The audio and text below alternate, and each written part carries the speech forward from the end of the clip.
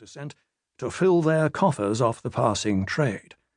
Valyrian ships, along with those of another allied Valyrian house, the Celtigars of Claw Isle, dominated the middle reaches of the narrow sea, whilst the Targaryens ruled the skies with their dragons.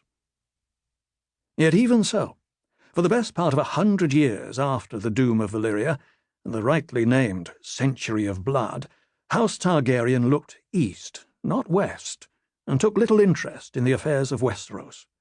Gaemon Targaryen, brother and husband to Daenys the Dreamer, followed Aenar the Exile as Lord of Dragonstone and became known as Gaemon the Glorious. Gaemon's son Aegon and his daughter Aelena ruled together after his death. After them, the lordship passed to their son Maegon, his brother Aerys, and Aerys's sons Aelix, Balon, and Damian. The last of the three brothers was Damian, whose son Aerion then succeeded to Dragonstone. The Aegon who would be known to history as Aegon the Conqueror and Aegon the Dragon was born on Dragonstone in 27 BC. He was the only son and second child of Aerion, Lord of Dragonstone, and Lady Valena of House Valerian, herself half Targaryen on her mother's side. Aegon had two true-born siblings, an elder sister, Visenya, and a younger sister, Rhaenys. It had long been the custom amongst the dragon lords of Valyria to wed brother to sister, to keep the bloodlines pure, but Aegon took both his sisters to bride. By tradition, he would have been expected to wed only his older sister, Visenya.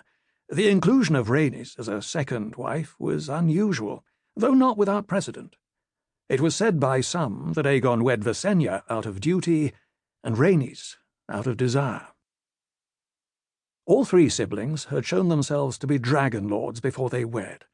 Of the 5 dragons who had flown with Aenar the Exile from Valyria, only one survived to Aegon's day, the great beast called Balerion, the Black Dread. The dragons Vhagar and Meraxes were younger, hatched on Dragonstone itself.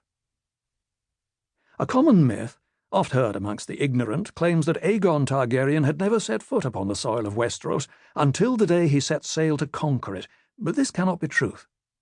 Years before that sailing, the Painted Table had been carved and decorated at Lord Aegon's command, a massive slab of wood some 50 feet long, carved in the shape of Westeros, and painted to show all the woods and rivers and towns and castles of the 7 kingdoms. Plainly, Aegon's interest in Westeros long predated the events that drove him to war. As well, there are reliable reports of Aegon and his sister Visenya visiting the Citadel of Old Town in their youth and hawking on the arbour as guests of Lord Redwyne. He may have visited Lannisport as well. Accounts differ.